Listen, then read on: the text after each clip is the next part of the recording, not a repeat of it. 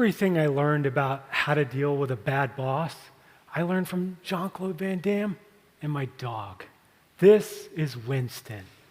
He's super cute, loving, loyal, but don't let that fool you. He's a real handful to manage. Took him out a few weeks ago and boom, he bolts into the bushes, bites down, starts pulling with all his might. When I caught up with him, I saw my 30-pound Labradoodle trying to devour a 30-foot ash tree. I tried everything to make him stop. Asked, begged, yelled, pulled his leash. Nothing worked. Finally sat down, feeling frustrated, angry, powerless. As a leadership coach, I talk a lot about self-awareness and empathy. But how can I teach Fortune 500 companies management skills when I can't manage my own dog? Other dog owners love to give friendly advice, like, you should be more aggressive with your dog. Show him who's boss. Send him to a trainer. Improve his skills. Or even, fire this dog, get a more competent dog. German Shepherd. And then there are the people who go, you consider journaling? The assumption always is the problem's with the dog. But it hit me. Why am I trying to manage my dog? It's like my greatest fear is that Winston looks me in the eye, barks, that's it, I'm out. Because so many people are doing it now, in real life. Have you seen the documentaries? This is Brianna, and I quit. Last week I quit. I quit my job. I quit my job and my friend filmed it all. So I quit. I quit. These are called quit talks. There's thousands of them with 49 million watching and applauding. Now, recording your resignation and posting it online feels like an American Gen Z thing. But quitting's not. That's everybody. Retail, healthcare, technology, manufacturing, across generations, across the board. But are these people entitled? Or are they desperate? Broadcasting to everyone because no one's listening. And if you look at the comments, most of them say, wow, your boss must be an asshole. And what if they're right? 50% of adults have quit a job because of bad management.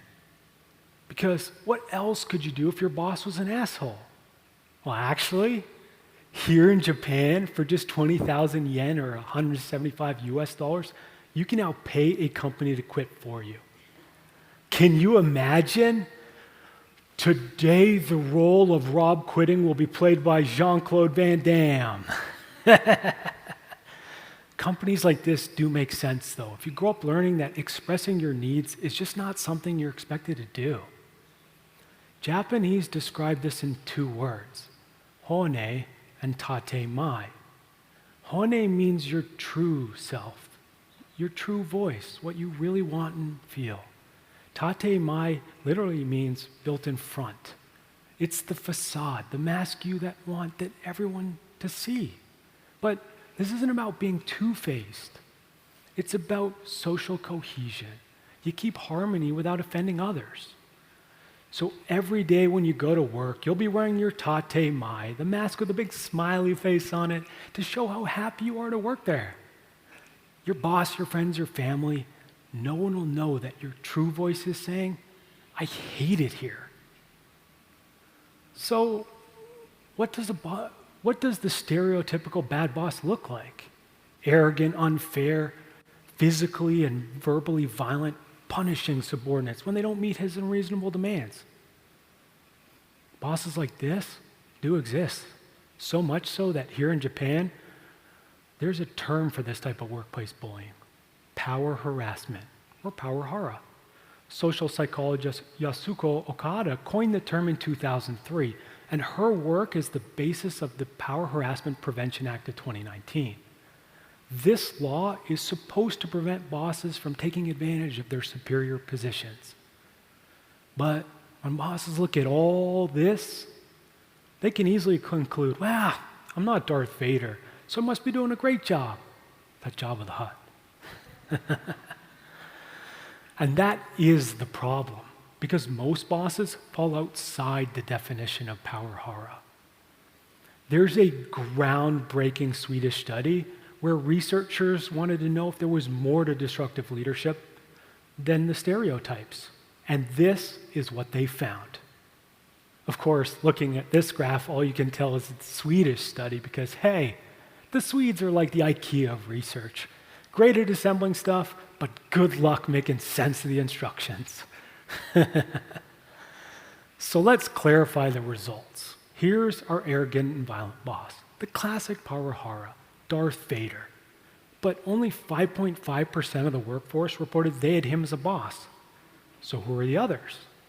Many leaders are ego-oriented, even narcissistic. They break promises, don't trust their employees, but do take credit for their work. They also use threats and punishments to keep people in line. Have you had a fun boss like that? Almost 20% of people have. Then there are the bosses who act the complete opposite and are too passive, like cowardly bosses who avoid confrontation, don't show an active interest in the company, and never step up when their employees need them. You can identify them by their trademark phrases, "That's not my decision, it's for upper management," or "I don't want to micromanage, why don't you figure it out?" Then there are the messy bosses who are bad at structuring and planning. They confuse employees by flip-flopping, delaying decisions, and giving unclear instructions. There's always chaos around a messy boss. Finally, there's two combination types. Did you text during the meeting? Now everyone's phone's confiscated. That's the passive-aggressive boss who doesn't do the work, doesn't take responsibility, and masks their lack of leadership by being arrogant and unfair. Then there's the passive egocentrics who just want to get ahead and claim all success as their own, but they do it behind your back. The end result is shocking. Only 1/3 of the working age population works for a boss who scores low on destructive traits. All the rest are at the whim of supervisors who are actively or passively destructive. And this is the result. The more to the right a boss falls on this graph, the more they bring down their company's ability to hit goals and the well-being of employees. This is what the researchers called the global destructive factor. And yes, global destructive factor. Sounds like a 1996 movie starring Jean-Claude Van Damme, who has saved Kylie Minogue from Sylvester Stallone. I would totally watch that. It has both my favorite things, martial arts and Swedish psychological research. The trend is clear. Bosses with low amounts of destructive behavior can make their companies thrive. With the right support, bosses with messy and cowardly traits can do all right.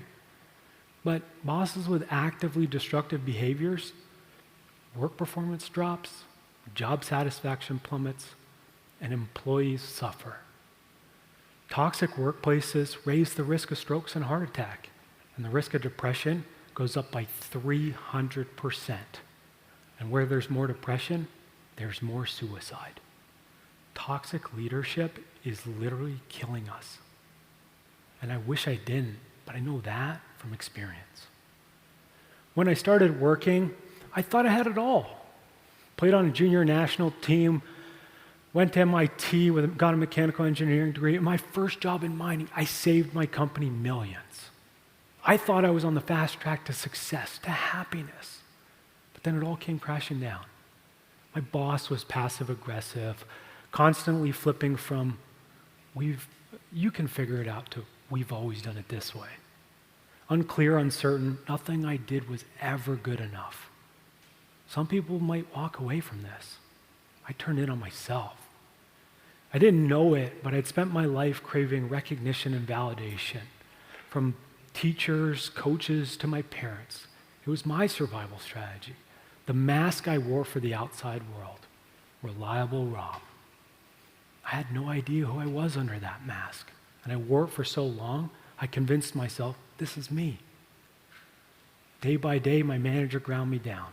First, he made me question my choices at work, then my purpose, then whether my life itself had any meaning. Depressing, right? I didn't even know I was depressed. I just felt like nothing was right. So I did the only thing I knew. I worked out. I swam, lifted, biked, ran, got shredded. My first mask crumbled, so I grabbed another one. Didn't work. And in 2013, 6 months after this picture was taken, I tried to take my life. It wasn't a plan. It wasn't something I even wanted to do. It just sort of happened.